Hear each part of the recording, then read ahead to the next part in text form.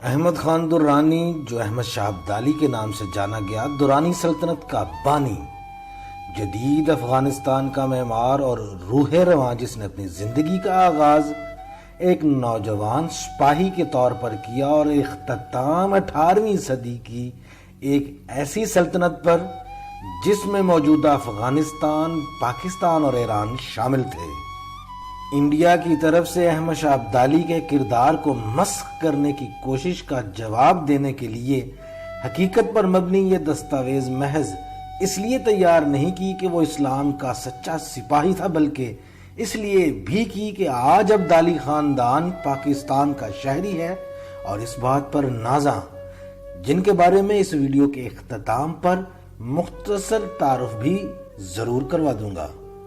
16 اکتوبر 1722 کو ملتان میں محمد زمان خان کے گھر پیدا ہونے والا احمد خان درانی قبیلہ سودے زئی سے تعلق رکھتا تھا، جبکہ اس کی والدہ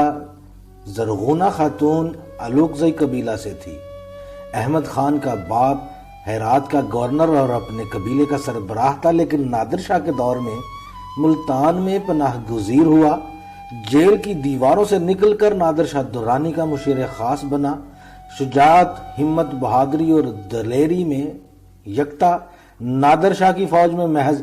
25 سال کی عمر میں ابدالی ریجمنٹ کا سالار بن گیا، جو 4000 تجربہ کار جنگجوؤں پر مشتمل تھی۔ نادر شاہ درانی کے ساتھ دہلی فتح کرنے آیا تو ایک دن دیوان خاص میں ہندوستان کے مشہور نجومی نے اسے دیکھ کر نادر شاہ کو مخاطب کر کے کہا کہ ایک دن یہ بادشاہ بنے گا، جس پر نادر شاہ نے ابدالی کو اپنے پاس بلایا، خنجر سے اس کا کان داغا اور کہا، جب تم بادشاہ بن جاؤ گے تو یہ زخم تمہیں یاد دلائے گا کہ کوئی نادر شاہ درانی بھی تھا جو تمہارا بادشاہ تھا۔ شاہ نادر شاہ درانی نے احمد شاہ ابدالی اور اس کے بھائی ذوالفقار خان کو جیل سے آزاد کیا، ذوالفقار خان کو مزدان کا گورنر بنایا اور احمد شاہ کو اپنا مشیر خاص۔ مقدر کا دھنی احمد شاہ ابدالی اپنے شہنشاہ نادر شاہ درانی کا وفادار اور جانثار تھا۔ نادر شاہ درانی پر قاتلانہ حملے کی خبر سن کر اکیلا ہی اس کے خیمے کی طرف دوڑا، لیکن نادر شاہ اس کے پہنچنے سے پہلے ہی دار فانی سے کوچ کر چکا تھا۔ احمد شاہ نے اپنے بادشاہ کو آخری سلام کیا اور اس کے ہاتھ سے شاہی مہر اور کمر پر بندھا کوہ نور ہیرا بطور نشانی ساتھ لے کر خیمہ سے باہر نکلا۔ ایران کی سلطنت کے حالات دیکھتے ہوئے اور خود کو وہاں انجان جانتے ہوئے اپنے 4000 گھڑ سواروں کو لے کر قندھار کی طرف لوٹ گیا۔ راستے میں اسے وہ قافلہ ملا جو ہندوستان سے خراج لے کر نادر شاہ کی طرف جا رہا تھا، جسے اس نے آسانی سے لوٹ لیا، اور قندھار تک پہنچتے پہنچتے احمد خان درانی احمد شاہ ابدالی در درانی بن چکا تھا۔ قندھار پہنچ کر باقاعدہ اپنی حکومت کا اعلان کر کے تخت نشین ہوا اور حاصل ہوئی دولت سے فوج کی بھرتی شروع کر دی۔ احمد شاہ ابدالی 7 بار درہ خیبر کو پار کر کے ہندوستان حملہ آور ہوا۔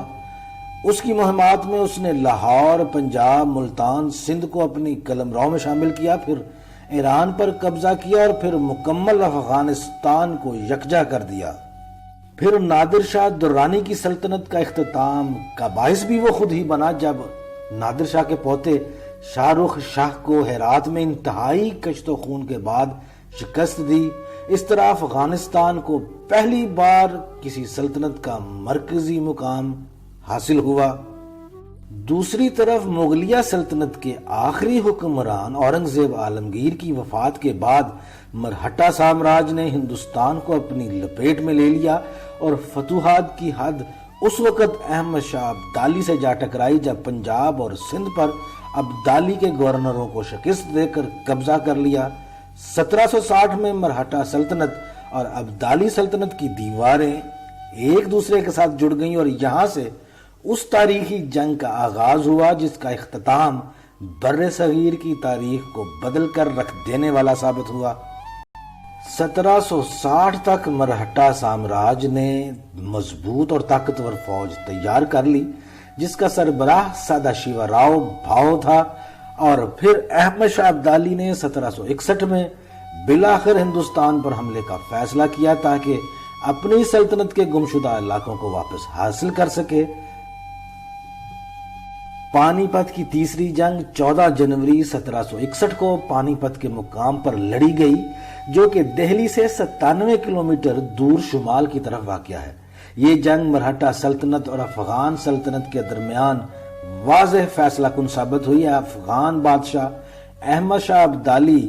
اس کے ساتھ روہیل کھنڈ کے پٹھان نجیب الدولہ نواب آف اودھ،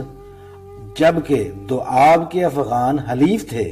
پنجاب کے سکھوں نے غیر جانبدار رہنا مناسب سمجھا، لیکن آلہ سنگھ آف پٹیالہ، جس نے ابدالی کے ساتھ دینے کا فیصلہ کیا،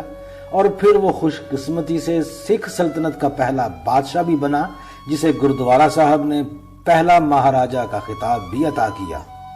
جبکہ مرہٹہ فوج کا سپہ سالار سد شیوا راؤ بھاؤ تھا، جو ریاست کے اختیارات میں تیسرا شخص تھا، یعنی بادشاہ اور وزیر اعظم کے بعد۔ یہ جنگ بڑی جنگوں میں سے ایک جنگ کے طور پر جانی گئی، جو 18ویں صدی میں لڑی گئی، اور شاید اس جنگ میں ہونے والی اموات اس صدی کی سب سے زیادہ اموات تھیں۔ ابدالی افواج 60,000 افغان گھڑ سوار، 40,000 روہیل کھنڈوں، 10,000 ریزروز اور 5,000 قزلباش فوجیوں پر مشتمل تھی، جبکہ مرہٹہ فوج 35,000 گھڑ سوار، 9,000 باقاعدہ پیدل فوج، جبکہ 2 لاکھ پیشوا جی یعنی بادشاہ کی رضاکار اور ہنددوا کو ماننے والے لوگ تھے، جنہوں نے اصل میں اسلام کے خلاف جنگ لڑنے کا فیصلہ کیا تھا۔ اس جنگ میں ابدالی فوج کے تقریباً 20 سے 30,000 افراد مارے گئے اور زخمی ہوئے، جبکہ مرہٹہ افواج کے مرنے اور زخمی ہونے والوں کی تعداد 1 لاکھ سے زیادہ تھی، جبکہ جنگ کے پہلے دن ہی صرف 60,000 افراد مارے گئے۔ یہ جنگ کئی دن جاری رہی۔ اس جنگ کے نتیجے میں ابدالی آخرکار فاتح رہا۔ اس کے بعد مرہٹہ فوج کو ایسی روگ لگی کہ مرہٹہ سلطنت